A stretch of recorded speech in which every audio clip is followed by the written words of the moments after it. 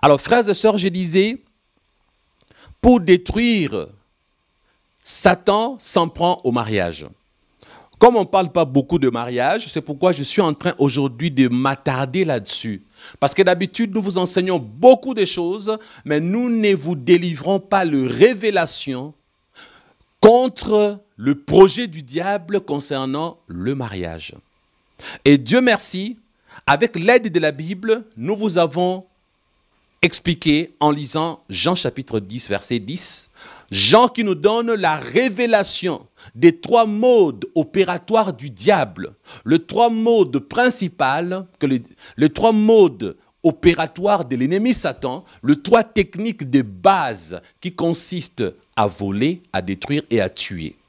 Et nous vous avons dit que pour réaliser le 3, il faut le mensonge comme les dénominateurs communs. Parce que pour voler, il faut mentir. Pour tuer, il faut mentir. Pour détruire, il faut mentir. C'est le mensonge qui accompagne les trois éléments de base. Nous vous avons dit également que l'ennemi a plusieurs autres techniques qui accompagnent le 3 qui sont principales.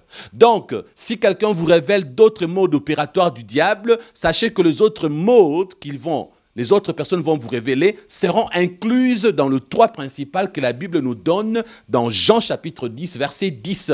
Le voleur qui est Satan ne vient que pour dérober, détruire et égorger. Nous étions en train de vous expliquer comment l'ennemi vole. Vous qui pensez que le voleur en question ne viendra que voler votre argent, ne viendra que voler vos habits, vous vous trompez. L'ennemi n'a pas besoin de vos habits, il n'a pas besoin de votre argent. Il a besoin de mieux que ça. Les vols perpétré par Satan a pour but votre destruction. Le vol que l'ennemi réalise dans le monde spirituel se termine par votre destruction. Et après la destruction, on vous égorge. Il vient voler, il vous détruit, il vous égorge. Les 3 étapes. Et comme nous parlons mariage, nous vous avons dit qu'en premier, Satan se bat pour que vous ne puissiez pas vous marier. C'est le plan A lorsque vous êtes fiancé. C'est le plan A lorsque vous êtes célibataire. Mais avec des multiples prières, vous avez vaincu, vous vous êtes marié. L'ennemi ne va pas s'arrêter là. Il va encore vous suivre dans le mariage pour vous détruire. Maintenant, regardez ce que Satan fait. Lorsque tu as trompé ton mari, lorsque tu as trompé ta femme, l'ennemi lui-même va s'organiser à ce que tu sois attrapé. C'est comme ça que Satan est. Il te pousse à pécher et il s'organise à te dévoiler. Même si tu as pris soin d'effacer, de je ne sais quoi, l'ennemi va toujours se débrouiller que la chose soit connue. Voilà pourquoi les gens sont toujours imprudents. On n'est jamais trop prudent, comme on entend dire chez les humains. Alors frères et sœurs, dès que la chose est connue, maintenant comme le mariage est détruit, qu'est-ce qui va se passer? Vous commencez maintenant à parler divorce, n'est-ce pas? On doit se quitter. Cette femme m'a trompé, cet homme m'a trompé. D'ailleurs, il y a des hommes qu'on a eu du mal à attraper. Satan a dit, bon, comme celui-ci on ne l'attrape pas, et il s'est débrouillé, pouf, tu as engrossé. Et maintenant, comme tu as engrossé, c'est connu. La femme aussi, le mari était en voyage, pouf, on l'a engrossé. Comment le mari qui a fait 9 mois en voyage, il revient et te trouve avec un bébé? Le mari a fait 10 mois absent, il revient. Bref, l'ennemi s'organise à vous détruire. Et pour bien vous détruire, il doit s'arranger à ce que votre mariage soit détruit. Et pour que votre mariage soit détruit, il va vous exposer. Et lorsque l'ennemi vous expose, et lorsque l'ennemi lui-même vend la mèche, dès cet instant-là, vous comprenez que vous êtes tombé dans un piège. Et lorsque vous comprenez que vous êtes tombé dans le piège de l'ennemi Satan, alors en ces moments-là, dans le premier, le plan A, l'ennemi avait échoué, et maintenant le plan B, l'ennemi vient de gagner, n'est-ce pas?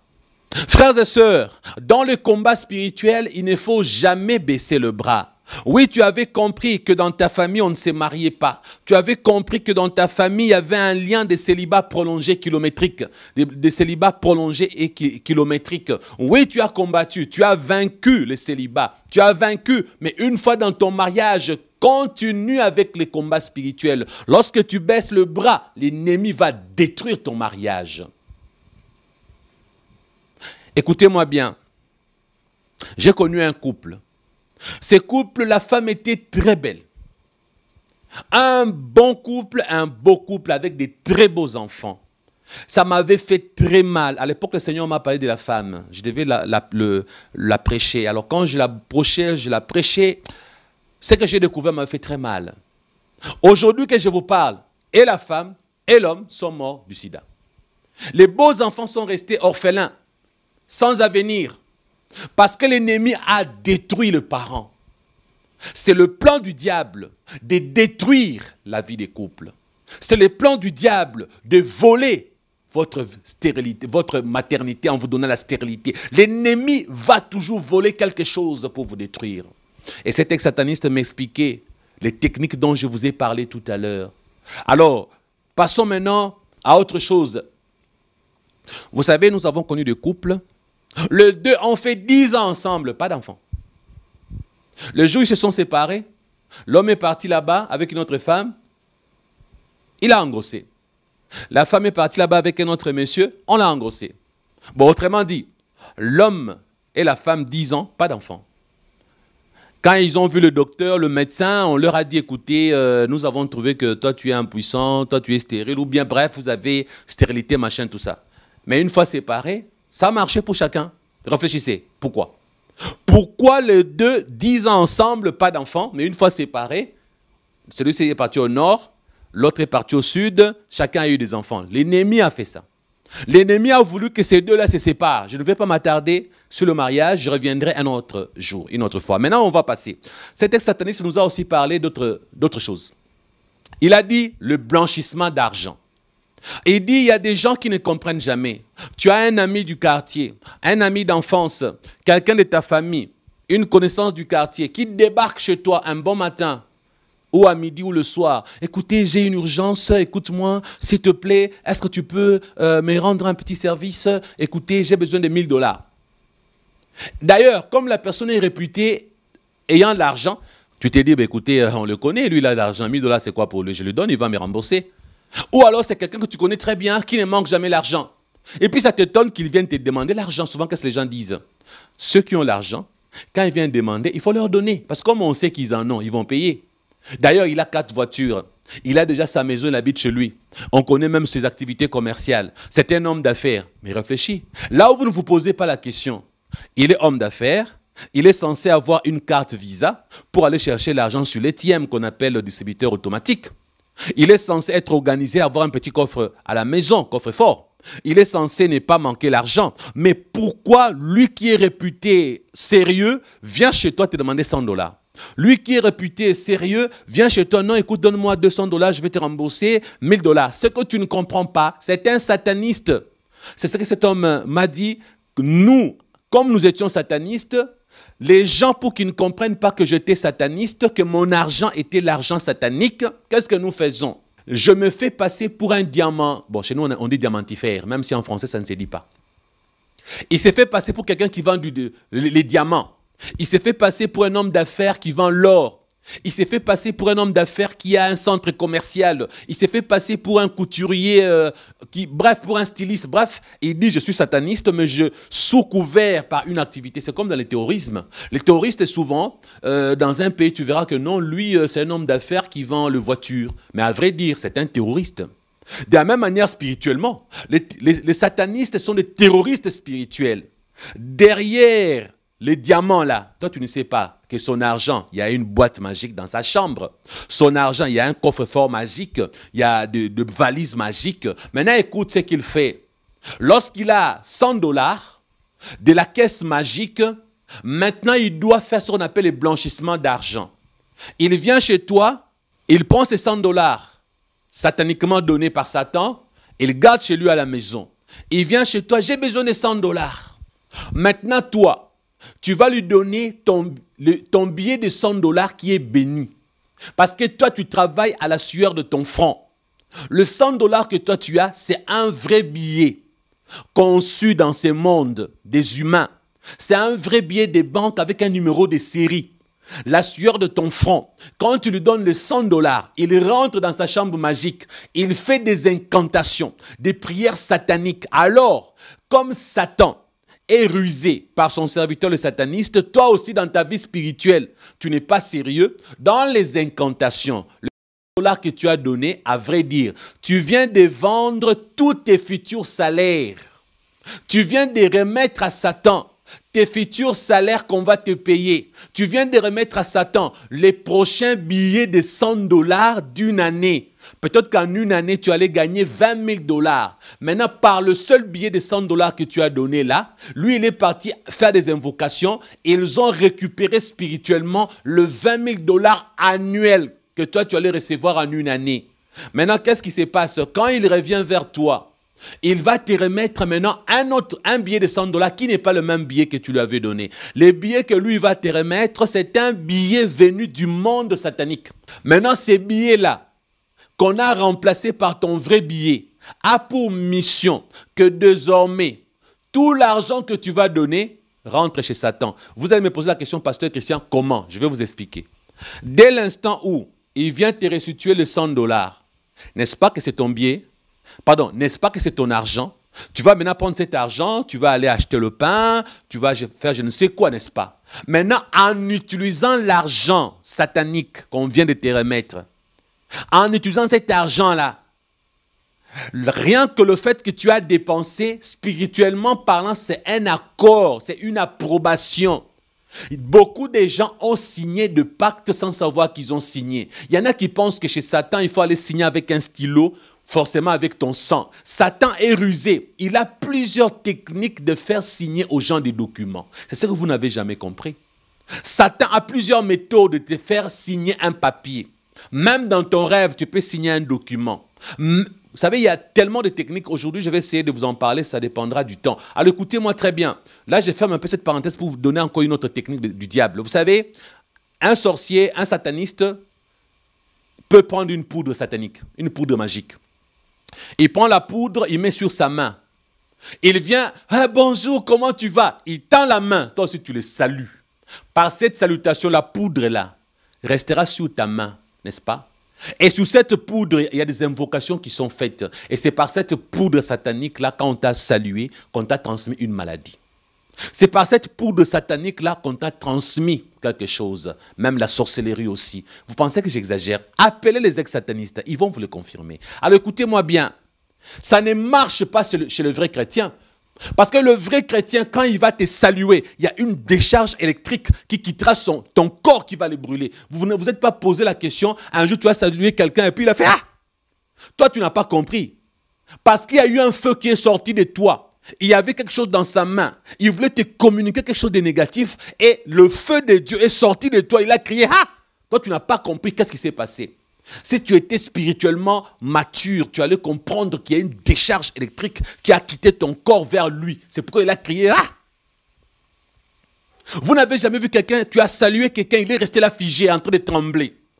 Ou alors il n'a pas parlé pendant quelques secondes parce qu'il voulait te faire du mal, quelque chose en toi. Comme Dieu n'est pas contre l'humain, il est contre le pouvoir qui est en lui. Le but de Dieu, c'est de sauver tous les Le but de Dieu, c'est de sauver tous les magiciens, c'est de sauver tous les sorciers. C'est ainsi que deux fois, quand ils nous attaquent comme ça, Dieu ne touche pas leur vie. Dieu se contente de brûler les fétiches qu'il a. Dieu se contente de détruire la puissance satanique qui est en lui. Mais lui, il doit rester en vie. Mais toi, tu ne comprends pas l'opération divine.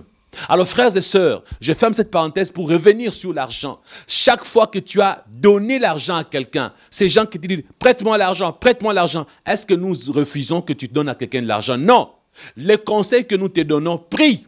Quelqu'un vient te dire « donne-moi l'argent, prends le billet de 100 dollars que tu veux lui donner, fais une prière sur ça. Seigneur, il me demande de lui donner ces 100 dollars qu'il va me remettre après. Que mon billet de 100 dollars soit protégé. S'il est sataniste, les invocations, tu détruis tout ce qu'ils voudront faire avec ton argent. C'est ça qu'il faut faire. Donc nous ne vous disons pas ne donnez pas aux gens, n'aidez pas les gens, ne saluez pas les gens. Ce n'est pas ce que nous vous enseignons. Saluez les gens, mais soyez spirituellement stables. Soyez en bonne relation avec Dieu. Parce que même les chrétiens sont atteints par Satan. Lorsqu'ils vivent dans le péché, lorsqu'ils ouvrent les portes, le péché est une invitation. Le péché est une porte ouverte. Le péché attire Satan, attire les malédictions. Les péchés nous exposent aux attaques de Satan, frères et sœurs. Et cet ex-sataniste m'a dit, derrière l'argent que tu as donné, blanchissement d'argent, maintenant toi, le jour où on va te payer, Satan sait que si chaque fois on te paye, tu fais tomber l'argent en cours de route, Tu vas dire non, non, c'est satanique, je dois chercher ma délivrance. C'est satanique, je dois chercher un pasteur, il doit prier pour moi. Pourquoi moi, quand on me paye, je fais toujours tomber l'argent? Qu'est-ce que Satan va faire? Il va varier. Satan va varier les techniques de te voler l'argent pendant une année. Le prochain salaire, peut-être qu'on va réellement te le voler. Dans le transport en commun, toi, tu te dis, ah, on m'a volé l'argent, tu as ouvert, oui, on a coupé. Oui, on t'a volé l'argent, c'est Satan qui a fait ça. Il y en a même qui ont mis l'argent quelque part, l'argent a disparu.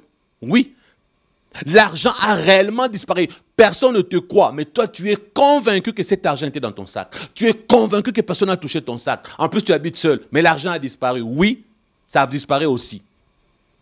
Maintenant, comme le premier salaire, les diables a utilisé la technique de faire volatiliser ton argent ou de te faire voler ton argent. Le prochain salaire, il va te laisser avec ton argent. Qu'est-ce qui va se passer? Le diable va t'inspirer ça veut dire quoi? Il va te donner des idées, des dépenses inutiles. Il va faire naître en toi un désir bizarre, un désir de t'acheter un truc là.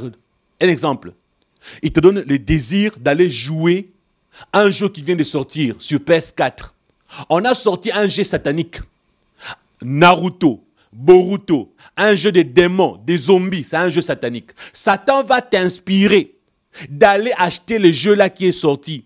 Tu verras que tu touches $200. $100 est parti en achetant le jeu là satanique. Tu vas passer des heures et des heures à la maison en train de jouer les jeux sataniques et les démons sont en train de te visiter. C'est Satan qui a fait que ton argent là serve à sa gloire. Le reste des $100 restants, tu vas te rendre compte un jour, bon, je pars avec les amis au resto, tu pars là-bas, tout l'argent est fini. Le troisième salaire, Satan va toujours, il va se débrouiller pour que pendant une année, que tu ne fasses rien avec tout l'argent que tu gagnes. À cause d'avoir donné à quelqu'un $100 qu'il avait remboursé après. Oui, ce n'est pas moi qui ai fait ça. C'est un sataniste qui m'a raconté les techniques qu'ils étaient en train de faire. Il m'a aussi parlé de...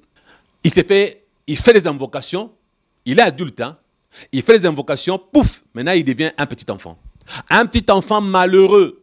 Là sur la route, papa, j'ai faim, j'ai faim. Un petit garçon de 12 ans, j'ai faim. Frères et sœurs, nous vous répétons, tout ce que vous voyez avec vos yeux n'est pas toujours vrai. Tu peux voir une belle fille en cours de route, c'est un zombie.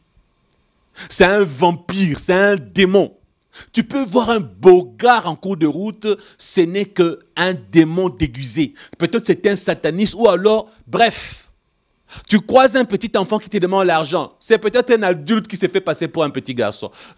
Alors il dit, lui, il faisait ça. Il s'est fait passer pour un petit pauvre garçon. Tu lui donnes 500 francs, 1000 francs, $5. Maintenant, quand il prend, il part faire des invocations avec ton argent. Il bloque toutes tes finances. Il bloque toutes tes affaires. Il bloque.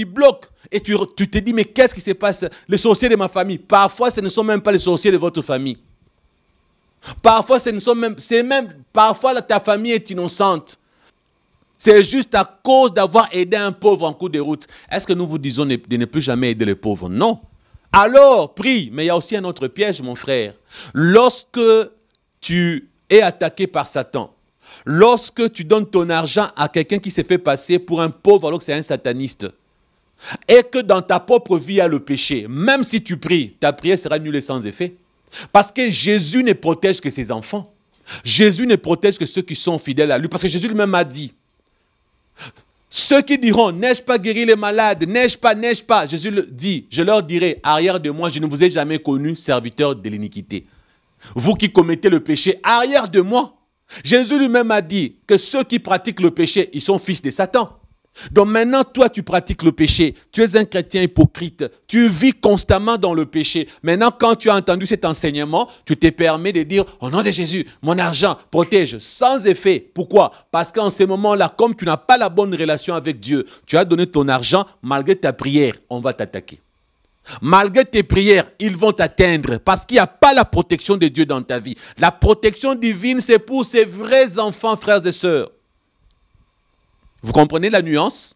Ne pensez pas que chaque fois quand vous avez prié, Jésus a agi. Ne pensez pas que chaque fois quand vous avez crié Jésus, il y en a qui pensent qu'il faut crier Jésus même dans le péché. Bêtise, on vous a menti. Ces gens qui vous disent, même ces ex-satanistes qui vous disent, hein, moi j'étais en train d'attaquer quelqu'un, quand je l'ai attaqué, il a dit Jésus, je suis tombé. Mensonge, je vous ai dit, il y a de faux témoignages, de faux ex-satanistes. Les buts de faux témoignages, de faux ex-satanistes, c'est de vous faire croire que même quand vous êtes dans le péché, Jésus agit. Si vous n'avez jamais compris. Un faux ex-sataniste, dans son témoignage, il te dira, même si tu es dans le péché, quand tu cries Jésus, Jésus agit. Il est en train de te tromper. Parce que si tu crois son témoignage, désormais tu vas te dire, il me suffit seulement de crier Jésus, il va agir. Mais j'ai béni Dieu pour le pasteur Jonas, qui un jour a raconté cette histoire. Il dit ceci, lorsque nous, dans la sorcellerie, nous étions en train de nous amuser. Il a dit ça comme ça. Il dit, voilà comment nous faisons. Nous-mêmes, parce que Jonas a raconté, il dit, soit ils vont se transformer en militaires, ils sont en train de te suivre. Ou alors ils se transforment en chiens, ils sont en train de te suivre. Ou en bandits. Toi tu cours, tu arrives au bord du précipice. Tu arrives au bord du précipice, en dessous là-bas c'est l'eau, c'est la falaise, il n'y a pas moyen que tu continues à fuir. Eux ils sont en train de venir. Maintenant en ce moment-là tu cries Jésus. Et puis parce que je ça dit, tu vois, tu commences à t'envoler comme un oiseau, comme un Superman. Tu dis, ah, j'ai échappé. Le pasteur Jonas a dit, tu n'as pas échappé. Parce qu'il a expliqué en disant ceci, c'est eux-mêmes qui vont demander à un démon volant de te récupérer là. Toi, parce que tu ne vois pas au-dessus de ta tête. C'est un démon volant qui t'a récupéré, qui te fait voler comme un oiseau, comme Superman, pour que tu penses que tu viens d'échapper à une attaque parce que tu as crié Jésus. Le fait que tu vis dans le péché, les Jésus que tu prononces là, il n'y a pas de fait. Il n'y a pas de fait. Si vous croyez que je viens de vous mentir, appelez le pasteur Jonas, vous avez son numéro. Appelez-le, demandez. D'ailleurs, vous qui avez suivi les témoignages sur ma chaîne du pasteur Jonas, je vous dis, resuivez là où on a écrit témoignage original du pasteur Jonas. Je crois que ça doit être au 3e numéro ou 2e, je ne sais plus, ou 4e. C'est là-bas qu'il a raconté ça. Et en privé, il nous a ajouté d'autres détails que je vous donne maintenant. Ça, c'était en privé. Il a ajouté des détails en privé en disant, la plupart de vos rêves, quand vous rêvez là, les chiens arrivent là pour te mordre, tu cries Jésus, tu te réveilles. Il a dit, tu as échappé, tu n'as pas échappé. Je te cite son nom, ça c'est Jonas, je te donne son nom parce que tu le connais. Et c'est sur ma chaîne qu'il est passé, que vous avez découvert, il est passé beaucoup chez moi. On l'avait invité, il a témoigné, vous connaissez, c'est pourquoi je vous raconte. Vous l'appelez, vous vérifiez. Il a dit la majorité de faux chrétiens, des chrétiens hypocrites, ils pensent que quand ils crient Jésus, ils ont eu la solution. C'est faux. Dans tes péchés là, chaque fois que tu as crié Jésus, rien ne s'est passé.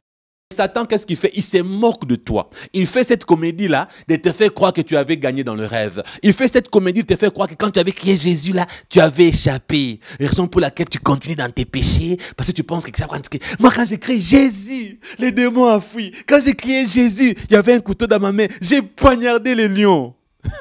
Le diable, il est un grand stratège, mon frère. Hein, ma soeur? Il est un grand stratège. Quand il veut te faire croire des bêtises, il va bien te mettre il va bien se moquer de toi. Tu comprends? Le diable, c'est comme ça qu'il est. Alors, il y a des ex-satanistes qui sont faux. Il est toujours sataniste. Il s'est fait passer pour un ex-sataniste. Il va faire des témoignages du genre, vous savez, frères et sœurs, même si vous êtes dans le péché, quand vous criez Jésus, il intervient toujours. Mensonge, bêtise. C'est ainsi que j'aime les bien-aimés Lisungi Mboula et Bakajika. L'un d'eux raconte, il dit, un jour, il y a 3 étudiants. Ils sont venus chercher le fétiche pour réussir dans leurs examens. Ils disent, l'un d'eux a dit, je ne sais plus c'était Lisungi Mboula ou Bakajika, il dit parmi les 3, quand les démons, ils ont fait les invocations, les démons sont sortis, alors le fait qu'ils ont eu peur, parce qu'il ne fallait pas qu'ils puissent crier en ayant peur, il dit, les démons se sont mis à vouloir les détruire. Les 2 autres ont été détruits, sont devenus fous. Mais l'un d'eux qui était chrétien, voilà comment il a fait. Il s'est rappelé que chrétien qu'il était, il est parti chercher la puissance de Satan. Alors il a fait ceci, il a dit, Seigneur Jésus, pardonne-moi. Moi, ton enfant, j'ai péché, je suis venu ici. Je regrette de l'avoir fait. Jésus, pardonne-moi, sauve-moi. Alors, c'est bien aimé. Ex-sataniste véritable, c'était le Sungimbola ou Bakajika, a dit ceci, c'est à cause de sa repentance que Jésus est intervenu. Et lui avait échappé, il n'est pas devenu fou. Et le démon a été vaincu. Vous avez compris? Il faut suivre le vrai témoignage des vrais ex-satanistes, frères et sœurs. Vous pensez que tous les témoignages qu'il y a sur Internet là, ce sont les vrais témoignages. On vous ment, on vous trompe. Il y a beaucoup de faux témoignages. Il y a des témoignages où même on a ajouté des choses. Souvenez-vous même du pasteur Jonas, quand il est venu chez nous, qu'est-ce qu'il vous a dit? Qu'il y a eu de son témoignage où on avait même ajouté des choses. À l'époque où les gens mettaient un robot en train de lire son témoignage, on a ajouté des choses, de Saddam Hussein dedans, on a ajouté des choses pour gonfler les témoignages, rendre ça extraordinaire. Il vous avait dit ça. Et si son propre témoignage avait été trafiqué, vous savez combien de témoignages sont trafiqués? Tous ces gens qui créent des chaînes YouTube, ils savent que les gens adorent les témoignages. Qu'est-ce qu'ils font aussi? Ils les ajoutent, ils les ajoutent pour que leur chaîne soit très suivie. Et vous pensez que tout ce que vous suivez sur Internet est vrai. Le faux témoignage vous induit en erreur. Ils vous font croire même le péché. Jésus est là, mensonge. Vous comprenez? Alors j'insiste, si tu vis dans le péché, chaque fois que tu feras de prière, tu ne seras pas exaucé. Parce que Jésus commence par exaucer ta prière de repentance. Et la vraie, pas la fausse repentance. Souvenez-vous de Saül. Il a péché, il fait une fausse repentance, Dieu l'a rejeté, il a pris David. Mais souvenez-vous de David. David a péché, il fait une vraie repentance, Dieu l'a gardé. Alors, lorsque ses bien-aimés a dit, par l'argent, il s'est fait passer pour un pauvre garçon, pour compliquer tes finances. Voilà pourquoi il y a des gens, tu te dis, on m'a ensorcelé dans la famille. Non, c'est un pauvre à qui tu avais donné ton argent. C'est cette personne qui t'avait dit, donne-moi 100 $, je remettrai demain. Vous voyez comment le diable est, frères et sœurs. Vous voyez comment Satan travaille, frères et sœurs. Les voleurs ne viennent que pour dérober. Il a fait quoi? Il t'a dévoré ton travail. Il t'a dévoré ton salaire. Le diable a beaucoup de techniques. Le voleur ne vient que pour voler, détruire, égorger. C'est les trois modes principaux de Satan. Les trois modes opératoires principaux du diable. Toutes les autres techniques sont dans le 3. Comme je vais vous démontrer cela. Tu as donné l'argent, on commence à voler ton salaire dans le spirituel. On a créé des trucs pour que tu dépenses ton argent dans les bêtises. Tu as péché, tu as ouvert une porte, c'est par là qu'on te vole ta santé, qu'on te vole ta paix. Et on commence à te détruire. Et un jour, la finalité, c'est de te couper la tête. Égorger, verser le sang. Je ne serai pas long, je m'arrête là. Je n'ai fait que ces 2 petits morceaux. La continuité, prochainement. Je rappelle encore, Pasteur Christian, que vous connaissez, c'était le nom de ma chaîne. Aujourd'hui, j'ai préféré mettre Christian's TV. C'est en anglais. En français, ça veut dire la chaîne du pasteur Christian. Non, littéralement, ça veut dire que la télévision des chrétiens. Donc, Christian's TV, c'est en anglais, c'est trop court, mais en français, ça fait long. En français, ça veut dire la télévision des chrétiens, Christian's TV. C'est pourquoi j'ai changé comme ça. Nous venons de dépasser 30 000 abonnés. Aujourd'hui, nous sommes à 32 000 abonnés déjà. Et nous vous avons dit la fois passée que nous voulons ouvrir une chaîne de télévision TNT ici au Congo. Alors nous avons demandé si vous connaissez quelqu'un qui avait le même projet mais qui veut abandonner, nous voulons acheter sa fréquence ou son canal. Pourquoi? Parce que nous ne voulons pas aller faire des procédures longues et administratives parce qu'en Afrique, vous allez commencer avec l'État, vous faites la demande, on va que vous bouffez l'argent. Corruption à gauche, corruption à droite, tout votre argent va finir et vous n'aurez pas la chaîne. C'est pourquoi nous préférons acheter quelque chose qui existe déjà, de quelqu'un qui ne veut plus continuer. On achète et le même jour, on commence. Si vous connaissez une telle personne, mettez-la en contact avec nous. Que le Seigneur vous bénisse. Je ne voulais pas être long. Je vous retrouve prochainement. À la prochaine.